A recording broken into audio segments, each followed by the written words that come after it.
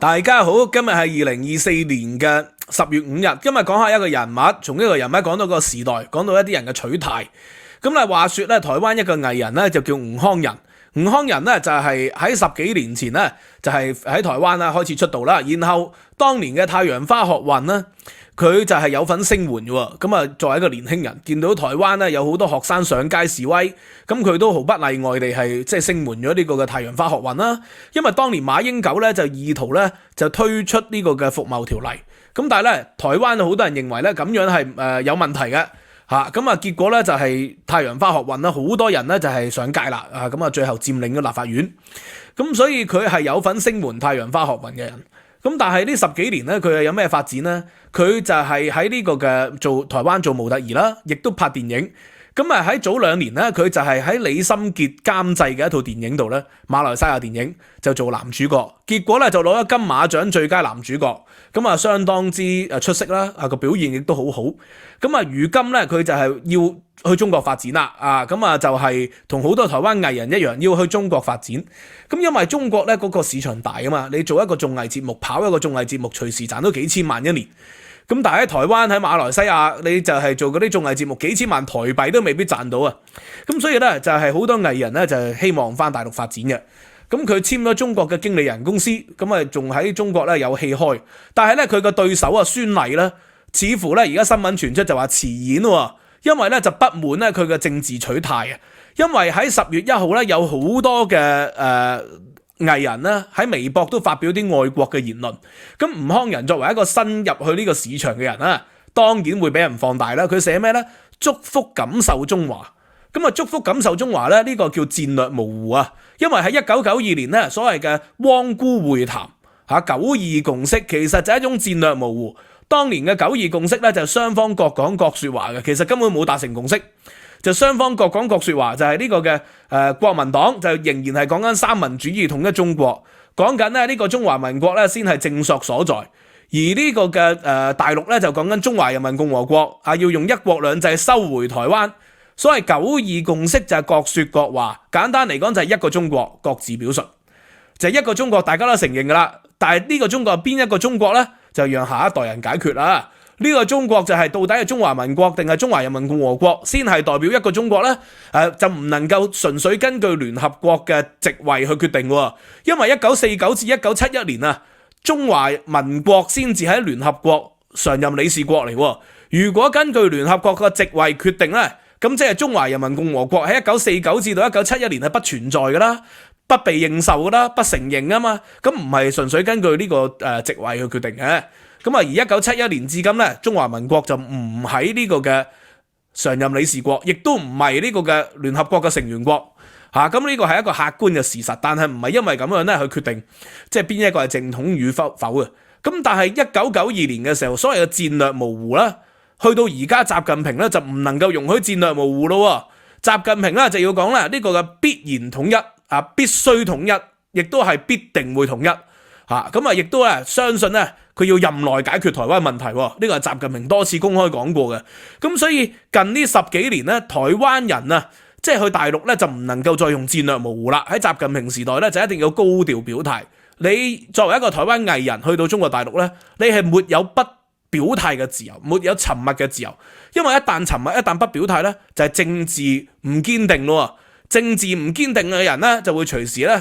係即係過唔到呢個嘅審批啦，係咪？政治唔堅定啊嘛，你如果投資拍一套電影，最後過唔到審批，個男主角要換人，還是係用呢個嘅 AI 改個面孔啊？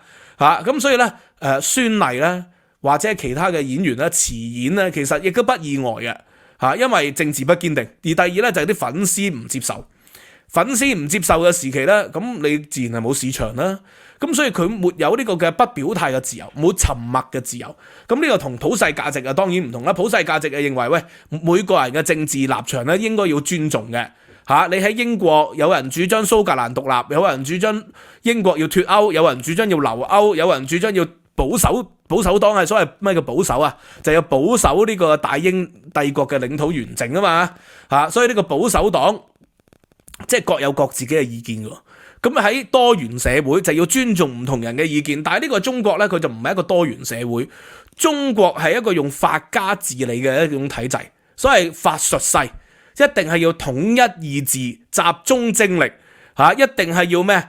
一定係要跟緊黨走嘅。咁所以呢個吳康仁嘅事件呢，就睇到習近平時代呢，又係重回翻呢個所謂定於一尊，同以前呢江澤民、胡錦濤仲係接受戰略模糊嘅，已經係不能同日而語啦。因為而家強大啦嘛，佢認為自己有話語權，市場啦，而且經濟啊各方面亦都崛起咯，所以咧佢就不能夠再接受戰略模糊啦。咁當然台灣亦都有另外一個極端嘅，譬如話咧之前咧有一個台灣藝人啦叫林依晨，咁翻大陸咧就即係演咗好多戲嘅，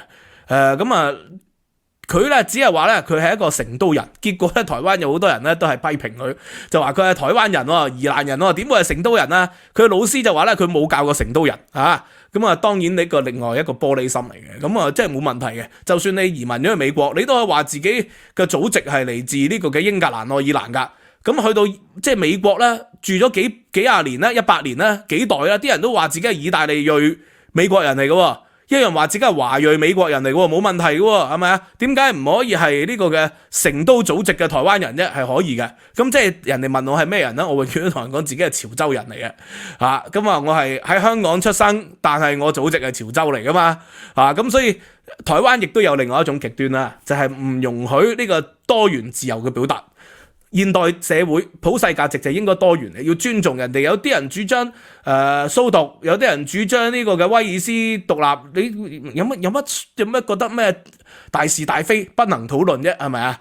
呢個係政治立場，但係中國就唔接受嘛。中國唔接受呢啲，就認為大是大非係不能討論嘅。我一直都唔明點解大是大非不能討論。你唔討論佢，你點知係大是大非呢？係咪？但係佢話呢啲係鐵的紀律，係不能動搖嘅。咁另外一個例證咧都證明到嘅。我之前就講過啦，社科院咧有一個副所長啊，就係因為發表咗一啲嘅對經濟認為硬着陸研究經濟啊嘛，佢係結果咧就係被即係行政拘留坐咗10日監喎。咁今日亦都講另外一個人物啦，呢個人物咧係一個即係政治學國際政治學家。就叫胡偉，呢個胡偉係何許人也呢？係上海交通大學一個國際學院嘅院長，因為咧公開呼籲咧呢個中立啊係不適用於俄烏戰爭嘅，一定要公開同俄羅斯切割。結果咧就係即係被勒令退休啦，因為佢同時咧係中共咧黨校嘅教授嚟嘅。咁被勒令退休啊！咁咧，佢之前有一篇長文咧，我就重新讀咗，我發覺佢嘅觀點咧，同我呢幾年所主張嘅嘢咧，都係好接近嘅。嗱，咁首先咧，佢呢篇文章就叫咩咧？佢之前發表咗一篇文章，叫做《歷史留給我們的時間不多啦》，係2023年12月7號發表嘅。咁就係因為咧12月15號咧係中美建交呢個嘅周年紀念嚟嘅。咁所以呢個中美建交周年咧就係1978年啊嘛，而呢個嘅中美建交咧，其實就係標誌住中國改革開放一個好重要嘅歷史時刻。而因為咁嘅原因咧，中國咧由一窮二白，甚至乎係年年餓死無數人嘅時代，餓死幾千萬人嘅時代，呢個衣不呢個保暖食不足飽嘅年代。就係改變成為今天咧富貴起嚟，所以有啲人話你唔中意共產黨都好，但係共產黨令到中國富強起嚟喎。咁到底係咪因為共產黨令到中國富強起嚟呢？係咪一個唯一嘅重要原因呢？當然唔係啦嘛。當然最重要嘅就係咧，共產黨喺1978年嘅時候選擇咗咧係同美國係走在一起。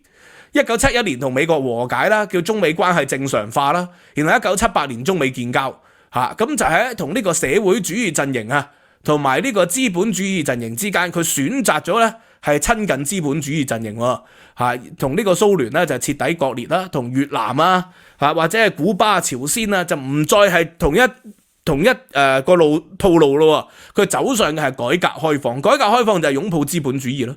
咁所以胡偉呢個文章咧就話歷史留俾我哋嘅時間唔多啦，就係我呢幾年所講嘅觀點，即係中美之間咧就合則兩利。鬥質就兩傷，其實王毅都講過呢啲咁嘅說話噶。咁但係事實上過去呢幾年呢，就係中美之間係激烈嘅碰撞。咁當然美國係打壓中國，呢個係冇辦法噶啦。但係中國如何回應啊嘛，係咪啊？而中國國內不斷鼓吹呢個戰狼嘅思想，激進嘅民族主義思想最近咧就不斷發生啦。喺澳洲咧就有中國籍嘅留學生30幾歲嘅就向呢個嘅白人嘅嬰兒咧係潑咖啡，搞到人哋係嚴重燒傷最後咧就係流亡啦，逃亡咗。咁喺瑞典又係喺幼稚園裏邊咧襲擊當地嘅小朋友就不斷發生。喺中國大陸咧亦都不斷發生就襲擊外國人，就極端嘅民族主義電影不斷拍，所謂抗美援朝啦、冰雕連啦不斷拍抗日嘅神劇，咁就係用呢種咁嘅鼓動民族主義去造成咧今天嘅所謂嘅中國人嘅國家安全觀、教育觀。就係忽略咗原來中國嘅發達就係因為同美國親近喎，所以當美國特朗普時代打壓中國嘅時候咧，你就用更高姿態嘅方法回擊，令到咧呢個嘅中美關係咧更趨呢個嘅破壞，而唔係咧令到中美關係咧係想辦法修補。所以喺咁嘅情況底下咧，令到中國嘅經濟過去幾年咧就硬着陸啦。咁呢個此其一，此其二咯，就係呢篇文章就提到一個觀點，就係到底我哋嘅發達，我哋即係富起嚟係因為咩原因呢？佢認為咧係因為咧鄧體就冇用啊，就係因為用咗鄧小平嘅體制咁而用呢個毛澤東嘅思想，咁即係呢個所謂毛澤東思想咧，都係叫做一個嘅即係叫做一個門面嚟嘅啫。今時今日仲掛住毛澤東思想門面，就唔係用毛體鄧用喎。咁所以習近平咧意圖咧就用翻毛澤東嘅思想啦，毛澤東嘅體制咁所以變成咗咧中國咧又走翻所謂嘅回頭路咯，唔係再堅持改革開放嘅道路講緊舉國體制。然後咧佢又講緊咧一個好重要嘅嘢，就係國進民退咯。呢幾年我咪不斷講咯，我認為中國經濟呢幾年硬着陸嘅原因就係因為咧暴力嘅監管，呢個第一，令到各行各業啦受到嚴厲嘅打擊啦。第二就係呢個國進民退。咁但係而家咧中國嘅股市咧，無論係上海定香港，好似都有復甦嘅。佢復甦其中一個最重要嘅原因就係除咗話量化寬鬆，除咗話美國減息，仲最重要嘅一個原因係咩？就係佢宣布翻一啲嘅政策出嚟，係撤銷翻過去嗰幾年咧暴力監管喎。呢個此其一啦。此其二咧，似乎咧近一年半載咧就減少咗講國進民退嘅信息咯反而講翻要呢個扶持民企啦。但係當日佢點樣打壓螞蟻金服咧？上市前一刻被逼佢撤回啦即係今天咧似乎少咗喎。幾年前咧就要求咧所有嘅大企業咧都要派駐黨委書記，由黨委書記進駐董事局喎。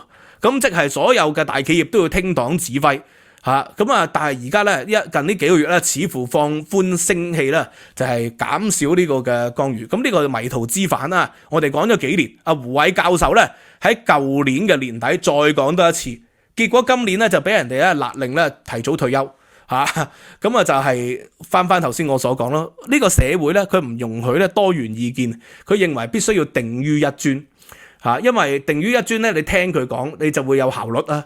咁但係嘅好多時候你聽佢講佢就會有效率嘅，譬如話史太林時期，所有事情咧大事小事都要聽史太林嘅指導。蘇聯咪好短時間用咗15年20年，就由一個貧民嘅國家，一個農奴制度嘅國家，一躍變成啦全世界最先進最現代化嘅國家。呢個蘇聯係試過啦，毛澤東嘅時期亦都試過啦，係咪一個又一個嘅5年計劃，令到中國咧可以做到原子彈出嚟啦。寧要原子，寧要核子，就不要父子。咁所以中國係成功嘅，但係同時間咧，即係呢個係完全將命運交咗俾一啲專制嘅人手裏邊。